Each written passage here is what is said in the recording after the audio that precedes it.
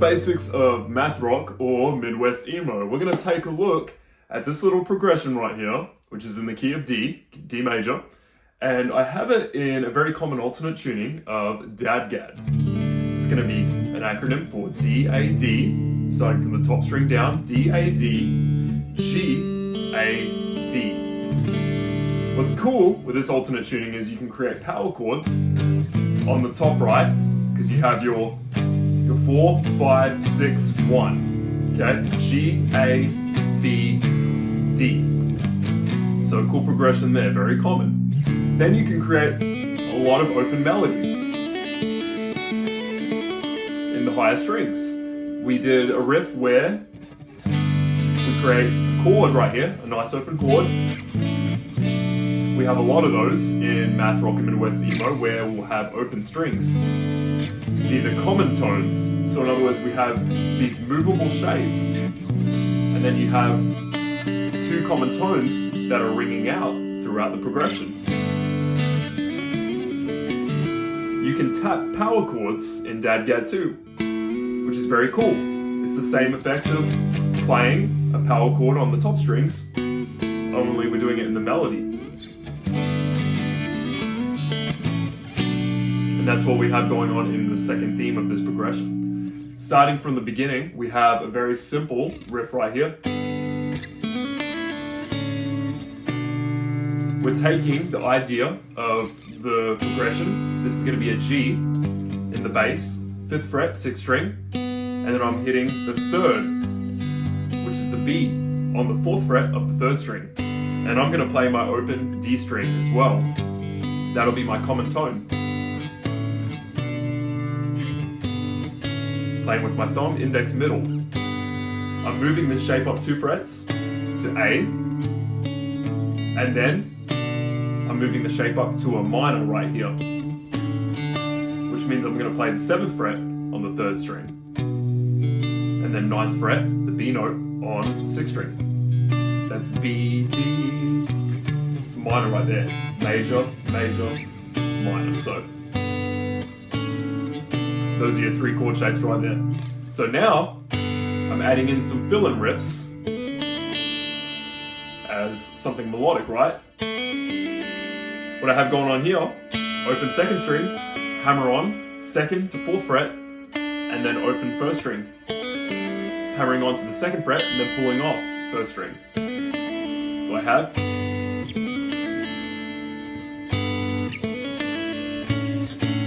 I'm going to play the next chord 2 times, the A chord. I'm going to hit in a little percussive riff there too, percussive slap.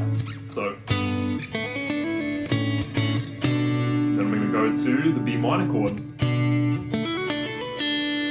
going to do a similar thing, and then I'm going to bring it from open 2nd string, hammer onto the 7th, 9th fret, and then open 1st string, 7th, 9th fret.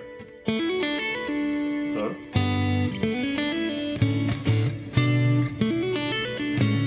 then I'm going to do the same thing there with the A chord as well. So,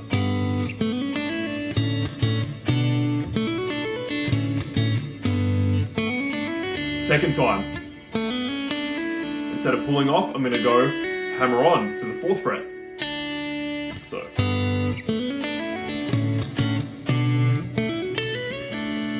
Do that right there. It's going to be, I'm going to do a hammer on. These are triplets right here. And then I'm going to hit the 7th fret, which is an A note, on the 1st string. Hammer on to the 9th fret and then slide to the 11th. And then pull off to the open 1st string. So.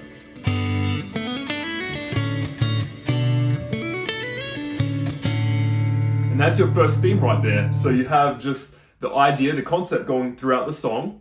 Very Midwest emo feel right here. Something simple that we can all get used to as far as introducing ourselves to a lot of the progressions that are to come that might be a little bit more advanced. So.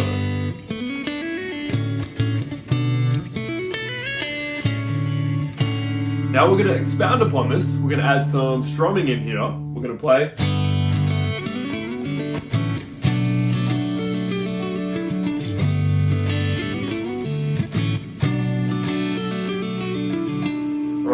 So something else that's a little more common when we get a little more funky, a little more groovy, get a little heavier, we're gonna take the same chord shape, only now I'm gonna add in the fifth, the power chord right here on the fifth string. So instead of just playing this, I'm gonna go ahead and do this right here. I'm gonna add in a little more drive when I get the fifth there as well. The fifth fret on the sixth and fifth string. And then likewise for the A chord and the B minor chord. We're basically just barring the two top strings now. So that strumming pattern right there, I'm going down, up, down. Right. Now, cool little idea here.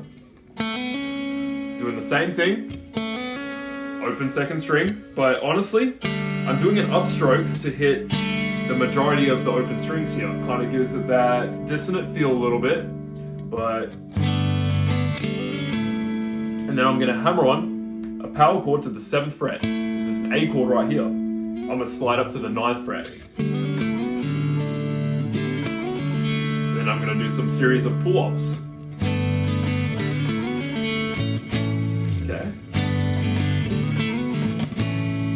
After I pull off, I'm gonna go to the next chord, the A chord.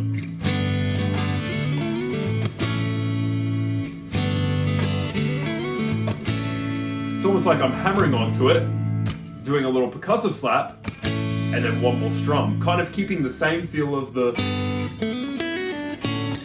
little da da da. I'm gonna try and maintain that rhythm, only in a strumming fashion, so it might take a little bit of getting used to. Alright, I'm gonna do the down, up, down again, and then I'm gonna go follow this cool tapping melodic line right here. Tapping melody is super common in these subgenres.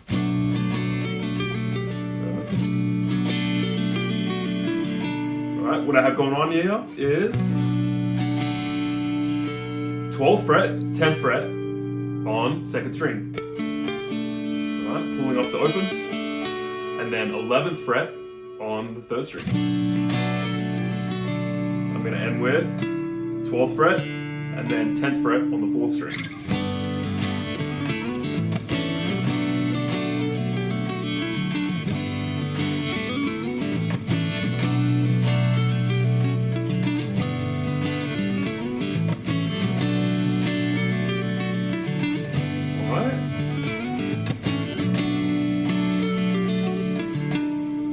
Pretty cool. Now for the third and final theme, we're gonna mix things up a little bit. We're gonna get a little more technical in the finger picking aspect of things. I'm gonna do some hammer-ons and pull-offs, and I'm gonna use a little more left-hand dexterity here. It goes a little something like this.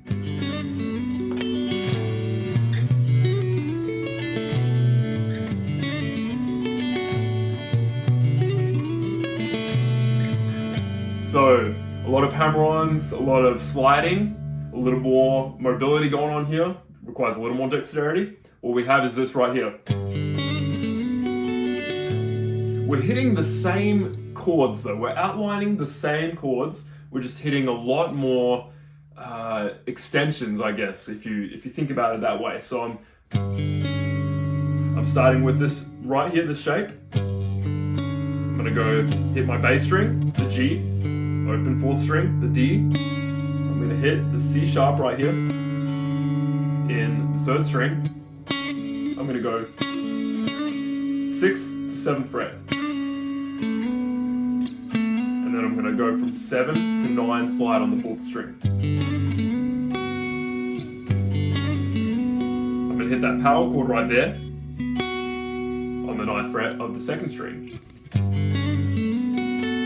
going to hit the 3rd, 7th fret, 1st string. Might feel a little awkward as you're engaging your pinky in there. I'm going to pull off, open 1st string. I'm going to hit the 9th fret again on the 2nd string. So all the while, we're maintaining this idea of a G chord, but we have the minor, and then I have here the 7, the F sharp. So and that's gonna be the 9 right there of the G chord. So I'm thinking about outlining a G major 9 chord. That's what's going on here. To get theoretical with it. Then I'm gonna do a little passing note here. I'm gonna hit this note right here, the B flat, and then I'm gonna go to the B, okay?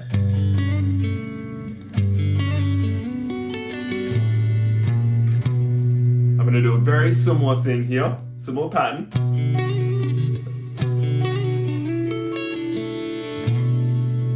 What I'm doing here is I'm gonna go, all right, similar. So we're on the B note now, 9th fret, 6th string. I'm gonna go 11, 12, 11. And then I'm slide from 12 to 14 on the 4th string. I'm gonna hit the A note, the 12th fret on the 2nd string. So we have a 4th right here. I'm gonna hit the 3rd right there, 11th fret, 1st string. I'm gonna do very similar pattern here from what we were doing before.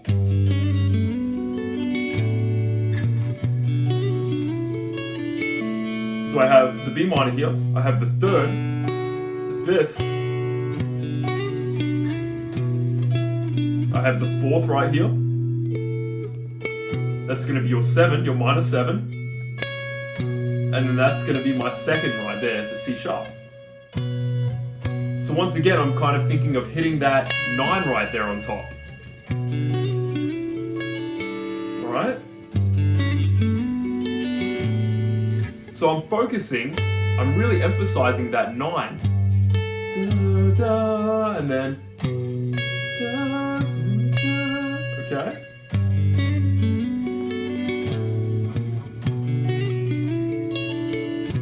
And then I'm walking it back from B, A, G. I thought about doing maybe a little bit of chromaticism here too, where something like that could be cool.